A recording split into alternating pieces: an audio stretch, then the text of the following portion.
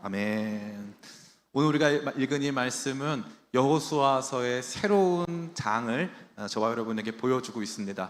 여호수아서는 총 4개의 장으로 구성되어 있다고 했어요. 첫 번째는 뭐라고 했습니까? 건너라. 뭐라고 했죠? 건너라. 그렇습니다. 건너라라고 했어요. 하나님께서 요단을 건너라라고 말씀하셨어요. 광야에서 요단을 건넌다는 것은 더 이상 광야로 내려갈 수 없음을 말하는 것입니다.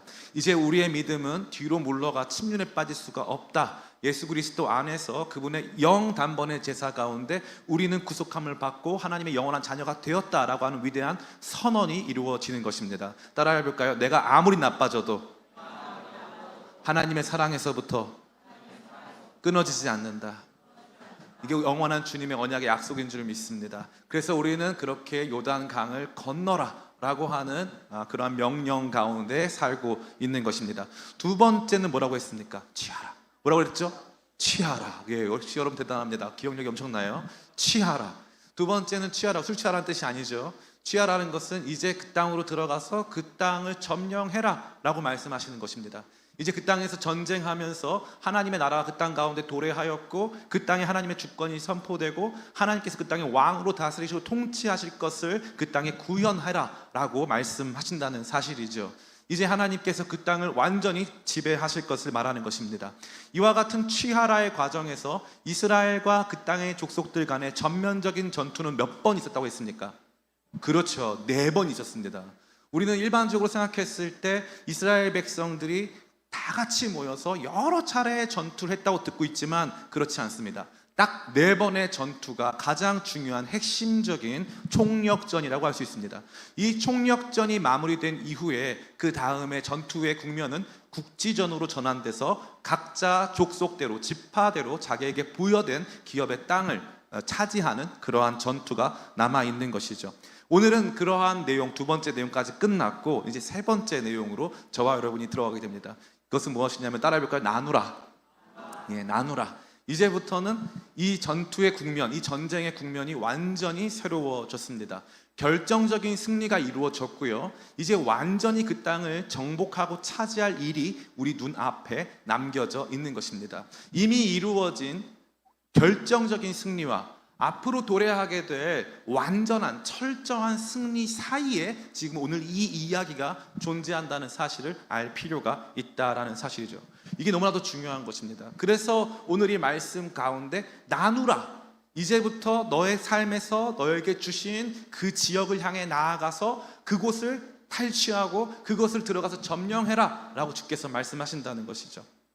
이것이 참 저와 여러분에게 많은 것을 의미하는 것이 아닐 수 없습니다. 왜 그렇습니까? 여기 보니까 1절에 참 재밌는 것이 있어요. 같이 한번 읽어볼까요? 1절 같이 읽습니다. 시작.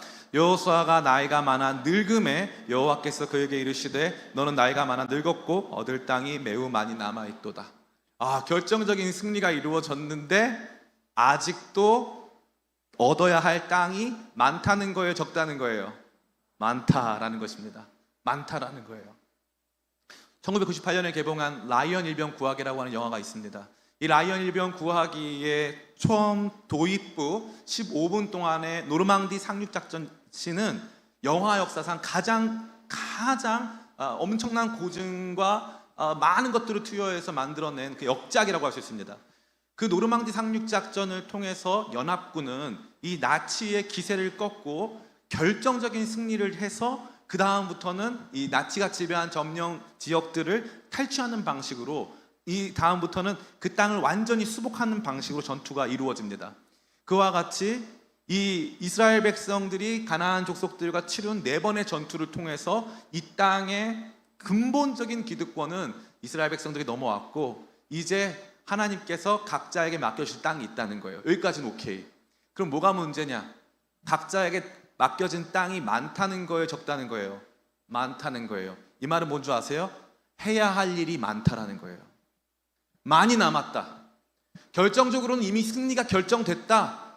이제 이 승리를 번복할 수 없다. 우리는 실패할 수 없다. 패배하지 않는다. 그러나 우리에게는 여전히 그 승리를 우리 개인의 삶에서 구현해야 할 그 승리를 우리의 삶에서 누리고 그 승리를 선포해야 할 지경과 일들과 사람들과 이런 것들이 많이 남았다는 것을 의미하는 것입니다.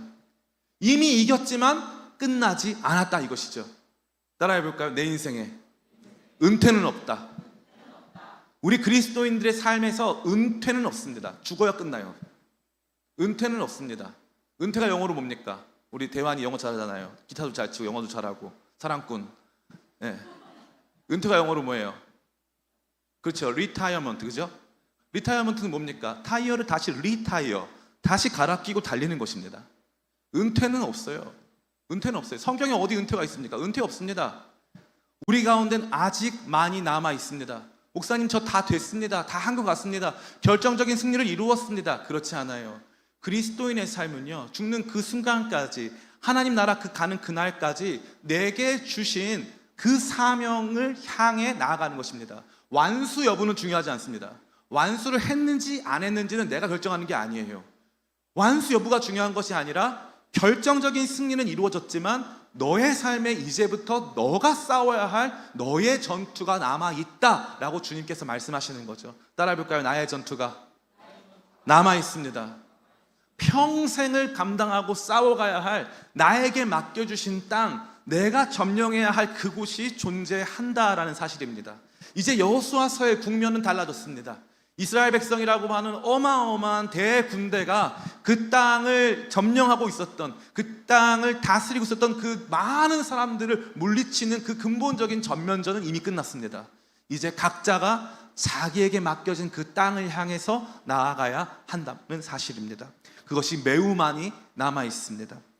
주님께서는 이렇게 많은 땅들을 일일이 열거하여 설명해 주고 있습니다. 2절부터 쭉 읽어보면 6절까지부터 해가지고 하나님께서 구체적으로 그 지명들을 말씀해 주고 있어요. 저기도 너가 가야 되는 땅이고, 여기도 가야 되는 땅이고, 이 일도 해야 되고, 저 사람에게도 가서 복음 전해야 돼.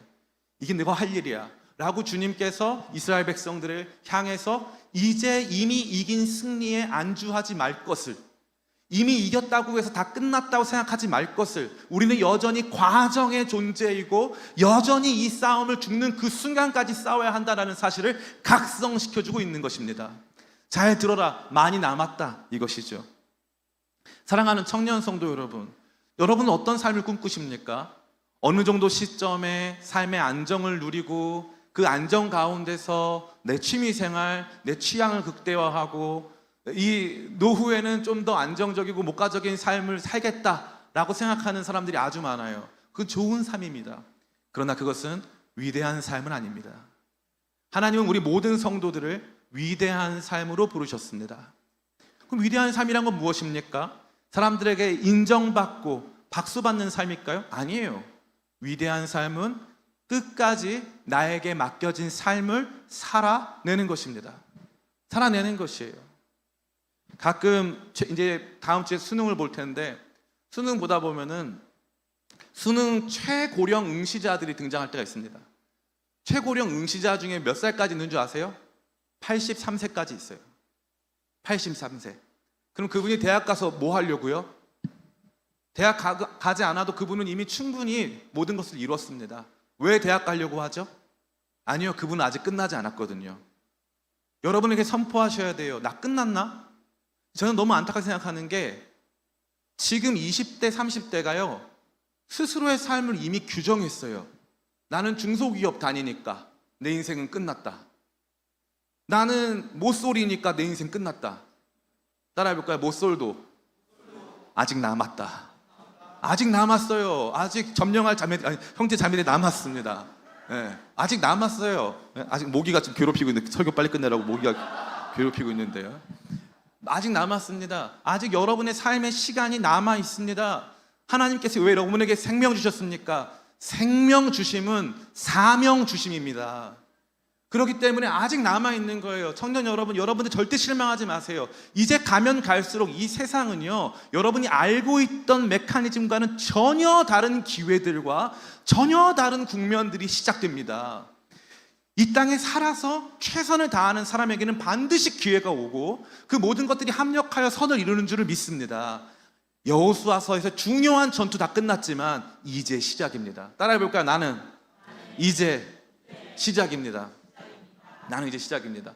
우리 김태은 집사님 뭐 저보다 한참 동생이거든요. 애기예요, 애기. 네. 애기에 가깝습니다. 애기. 아직 멀었어요. 예? 저랑 눈도 못 마주치는 애기입니다. 애기. 예? 아주 애기예요. 아주 애기. 그럼에도 불구하고 여러분 보기에는 저 연배에 뭔가를 또 시작하고, 집에 진짜 애기 2명도 있고요. 거기에 진짜 예쁜 베로나의 아름다운 강이 흐르는데 그 강 옆에 옷가게도 열었어요. 남편 집사님도, 우리 조경상 집사님도 사업 잘하고 있어요. 왜 노래 불러요? 안 끝났거든요. 안 끝났어요. 이제 시작이라고요. 이제 내게 주신 삶의 목적과 의미를 완수해가고 주님께서 내게 명령하신 그 땅을 향해 나아가야 될 그 일이 남았다고요. 죽는 그 순간까지 내 삶은 어느 특정 시점에 누군가에 의해서 평가받는 삶이 아니라고요. 나에게 생명 주신 분이 나를 평가하실 거라고요. 내가 다 이루었다 함도 아니라 나는 앞에 있는 것을, 내게 부르신 그 부름의 상을 쫓아가노라. 사도 바울의 고백이에요. 다 끝났다. 난 최선을 다했다. 복음 다 전했다. 그러나 끝나지 않았다. 난 달려가고 있다. 저는 이 말씀이 너무 좋아요. 이 말씀은 여러분의 20대, 30대, 40대, 50대, 60대, 70대, 80대에도 여러분을 가슴 뛰게 하는 말씀이 되어야 할 줄을 믿습니다. 끝나지 않았습니다. 사랑하는 청년 여러분, 끝나지 않았어요. 무엇이 여러분들을 끌어당기고 있다 생각합니까? 무엇이 여러분들이 아무것도 못할 거라고 말해주고 있습니까? 다 사탄의 거짓말입니다. 우리의 삶은 당장 5분 뒤에도 어떻게 될지 모르는 거예요. 그러나 주님께서 내 코끝에 호흡을 가져가시기 전까지, 나는 살아있는 그 순간까지 최선을 다하는 삶, 내게 맡겨진 그 기업을 나아가서 싸워서 탈취하는 그 여정을 멈출 수 없다라는 사실입니다. 저는 여러분들이 이것으로 새로워지시기를 축복합니다. 과거가 어떠했든지 그건 중요한 문제가 아니에요. 그건 중요한 문제가 아닙니다. 저야말로 굉장히 이 우울한 기질을 타고난 사람이에요. 얼마나 우울한지 말로 할 수가 없어요. 진짜 우울하고 찌질하고, 진짜 너무 맨날 슬퍼하고, 맨날 저 혼자 이 이불킥하면서 나는 왜 아까 설교를 길게 했지? 막 이러면서 맨날 울고 있어요. 진짜로. 밤 10시에 전화하지 마세요. 울고 있으니까요. 맨날 울고 있어. 나는 왜 설교를 이거밖에 못 해가지고 막 이러면서 맨날 울고 있어요. 어저께도, 요즘에 제가 잠을 못 자요. 하루에 1시간 잡니다. 1시간. 막 죽을 것 같아요. 막 코피가 막 나고 너무 힘들어요. 야, 어저께도 이제 오늘 중요한 날인데 좀 있으면 이천에 또 신방 가야 되거든요. 야, 너무 힘들다. 너무 힘들다. 나 죽는 거 아닌가? 막 이 생각을 막 해요. 막 그러는데 아침에 이제 해가 뜨잖아요. 갑자기 제 마음에 새로 시작이다. 가슴이 뛰어요. 하나님이 새해를 시작하신다. 다시 시작이다. 다시 하나님께서 내게 주신 새로운 날이 오고 있다. 다시 시작이다. 어제까지의 실패가 오늘을 주장할 수 없다. 과거의 상처가 나를 주장하지 않는다. 오늘날 많은 청년들이요, 상처가 정체성이 돼 있어요. 트라우마라고 자기가 스스로 굴레 씌워서 아무것도 못하고 있습니다. 상처가 왜 정체성이 되는 줄 알아요? 상처를 고치지 않으면 흉터가 되거든요. 흉터 그 자체는 더 이상 아프지 않거든요. 그런데 내가 아팠다는 것을 기억하게 해요. 빨리 치료받고 빨리 가리고 그 다음에 아무 문제 없는 것처럼 뛰면 되는데 못한다는 사실이죠. 그래서 오늘 한국 사회의 청년들이, 대한민국 전 세계에서 제일 살기 좋은 나라거든요. 좀 이따 김태은 집사님과 상담해 보세요. 우리나라가 얼마나 살기 좋은가, 이탈리아에 비해서 얼마나 대한민국 편안한가. 그런데 왜 여러분한테 이게 헬조선이죠? 왜 여러분에게는 이게 고통스러운 땅이라고 생각하죠? 아니에요. 잘못 알고 있는 거예요. 여러분 잘못된 기대를 갖고 있거든요. 잘못된 경쟁의식을 갖고 있거든요. 여러분, 나 돈 없어서 밥 굶었다. 손 들어볼까요? 아무도 없잖아. 미안해요. 혜연이 굶었구나. 그건 몰랐었어. 그렇게 어려운지는 몰랐었어. 밥 굶었다. 없잖아요. 옷도 잘 입잖아요. 다 잘생겼잖아요. 예쁘잖아요. 여러분 같이 행복한 사람이 어디 있어요? 아프리카 가보세요. 다른 고통스러운 지역에 가보세요. 저 멀리 갈 필요도 없어요. 그냥 위로 쭉 올라가 보세요. 쉽지 않을걸요? 올라가기가. 쭉 올라가 보세요. 여러분 어떤 삶을 살고 있어요? 너무 좋은 삶 아니에요? 밖에 나가보세요. 남산 보세요. 얼마나 예쁜데요. 감사할 게 얼마나 많은데 왜 여러분한테 이 땅은 해조선이냐고요. 왜 여러분의 인생은 이미 끝났냐고요. 여러분이 그렇게 규정한 거 아니에요? 여러분이 그렇게 결정한 거 아니에요? 여러분이 스스로에게 계속 암시하고 있는 거 아니에요? 여러분의 아름답고 좋은 면이 많은데 흉터만 보고 있는 거 아니에요? 사실 흉터는요, 다른 사람은 신경 안 쓰는데 내가 제일 신경을 많이 써요. 제가 아는 사랑하는 목사님이 있는데 지금 필라델피아에 가서 개척했는데, 이용희 목사님 아마 설교 듣고 있을 텐데, 우리 이용희 목사님은요, 여기에 목사님인데 여기서부터 여기까지 흉터가 쫙 있어요. 흉터가 쫙 있어요. 여기 목사님이 흉터가 있는데 게다가 얼굴도 진짜 험악하게 생겼어. 괜찮아요. 본인이 들어도 됩니다. 굉장히 험악하게 생겼어. 정말 험악한 세월 살아왔다는 간증이 그냥 입에 나올 것 같아. 실제로 그런 삶을 살았고. 그래가지고 결혼을 했어요. 이 본인이 사역하던 교회 장로님 따님을 이렇게 꼬셔서 결혼을 했어요. 그래서 담임 목사님이 그 사실을 알고 이 목사님을 야산으로 데려가서 엄청 훈계하고 막 그랬어요. 그래서 교회가 온통 이 전도사님 부임해가지고 장로님 딸 꼬셔서 결혼해서 난리가 났어요. 장로님, 그 교회 한 분밖에 안 계신 장로님이었는데 어쩔 수 없이 집안에 사위가 들어왔으니까 이 사위가 잘 살아야 될 거 아니에요. 근데 얼굴에 엄청난 상처가 있는 거예요. 흉터가 있는 거예요. 그러니까 이 장모님, 장인어른이 돈이 좀 있는 분들이에요. 그러니까 이제 얘기해 주는 거예요. 이서방, 우리 생각해 봤는데 이서방, 우리가 성형수술 같이 좀 준비했어. 이거 흉터 가리고 사역하자. 근데 저는 이용희 목사님 너무 멋있는 게, 저 몰랐는데요? 제 흉터 이렇게 흉한가요? 아니, 거의 조커 수준이에요. 자기는 모르겠대요, 이게 흉한 건지를. 저는 너무 고마웠어요. 너무 고마웠어요. 나는 이것 때문에 죽겠다고 하고 내 인생은 이걸로 결정됐다 생각하는데 그 사람은 아니에요. 그래서 목사님인데 원래 복싱을 했거든요. 목사 된다 하면 안 했어요. 안 했는데 나중에 우리 김태현 집사님처럼 자기 재능이 사람 패는 데 있다는 걸 알게 된 거예요. 그래서 다시 복싱을 도전했어요. 그래서 요 옆에 있는 복싱장 갔는데 복싱을 너무 잘하니까 거기 코치들이, 근데 목사님이 너무 펀치가 센 거 아니냐고. 목사님이 너무 지금 약간 감정이 실려 있다는 거예요, 펀치에. 그래서 아니라고, 사랑의 감정이라고. 그래서 사랑치고는 이거 거의 주님께 보내겠다는 수준 아니냐 막 이러는 거예요. 근데 이분이 40대 초반에 사회인 복싱 40대 챔피언 됐어요. 챔피언. 지금은 또 헬스하고 필라델피아 가가지고 캠퍼스 전도하고 헬스하고. 제가 생각했을 때 그분 삶은요, 너무 불우한 어린 시절 때문에, 애가 이렇게 됐는데도 고쳐줄 수 없는 그 어린 시절 때문에 이미 끝났다고 생각하는 게 맞아요, 우리 상식은. 근데 본인은 안 끝났어요. 본인은 안 끝났다고요. 계속 하나님이 자기한테 말씀하신대요. 용이야, 더 가보자. 한 번 더 도전해보자. 해보자. 그래서 여기서 용산에 집을 샀는데 집값이 엄청 올랐어요. 그래서 제가, 야, 이용희 목사, 너는 그냥 여기 안주하고 살자 했더니 아니래요. 하나님 자기 미국으로 보내셨대요.